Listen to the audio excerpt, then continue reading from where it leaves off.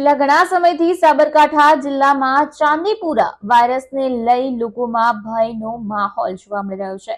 સાબરકાંઠા જિલ્લામાં ચાંદીપુરા વાયરસનો વધુ એક કેસ પ્રકાશમાં આવ્યો છે। ત્યારે વડાલીના નવા ચામુંગમાં શ્રમિક પરિવારની બાળકીમાં ચાંદીપુરા વાયરસના લક્ષણો જોવા મળતા પરિવારજનો ચિંતાતુર બની ગયા હતા।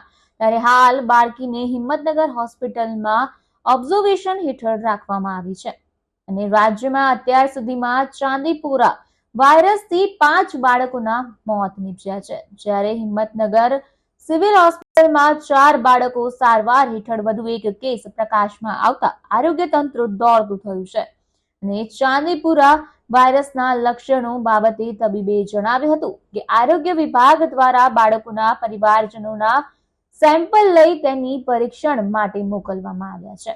હાલ હિંમતનગર સિવિલ હોસ્પિટલમાં કુલ 6 સંક્રમિત બાળકો દાખલ છે, જેમાંથી ખેડબ્રહ્માના 1 બાળકનું મોત થયું છે, જ્યારે અરવલ્લી જિલ્લાના ભિલોરાના 2 બાળકોના મોત થયા છે તેમજ અત્યાર સુધી કુલ 5 બાળકોના સેમ્પલ લઈ પુણેની લેબોરેટરીમાં પરીક્ષણ માટે મોકલવામાં આવ્યા છે।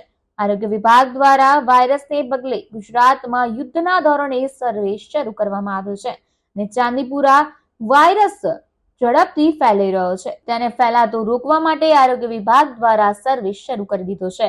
27 જૂનથી હિંમતનગર સિવિલ હોસ્પિટલમાં કુલ 6 બાળકોને સારવાર માટે લાવેલા હતા।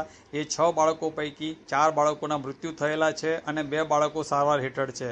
આ બાળકોમાં લક્ષણો એવા જણાતા હતા કે 24 કલાકની અંદર તાવ આવવો, ઉલટી થવી, ખેંચ આવવો અને ઝાડા થવા એવા લક્ષણો જણાતા અમારા પીડિયાટ્રિશિયન ટીમને લાગ્યું કે કંઈક અચૂકતું છે, અલગ વસ્તુ છે, જેથી એ લોકોએ એના સેમ્પલ લઈ અને વધુ તપાસ માટે પૂનાની લેબોરેટરીમાં મોકલી આપેલા છે કે કયા પ્રકારનો વાયરસ છે એ જાણવા માટે।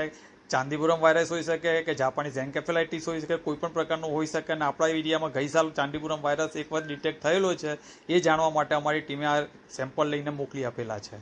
હિંમતનગર તાલુકાનું છે એ સાબરકાંઠા જિલ્લાનું 1 દર્દી છે અને 1 દર્દી રાજસ્થાનનું છે। 4 દર્દી 4 બાળકો મૃત્યુ પામેલા છે। અત્યારે સુધારા ઉપર છે, થોડું કંટ્રોલમાં છે એ લોકોનું અને પીડિયાટ્રિશિયનની રાઉન્ડ ધ ક્લોક ટીમ એમની સારવાર કરી રહી છે। મોસ્કીટો બાઇટ છે, સેન્ડ ફ્લાય બાઇટ છે, એ તરફ એ રીતના થઈ શકે અને એ ચેપી રોગો હોવાથી ફેલાઈ શકે છે।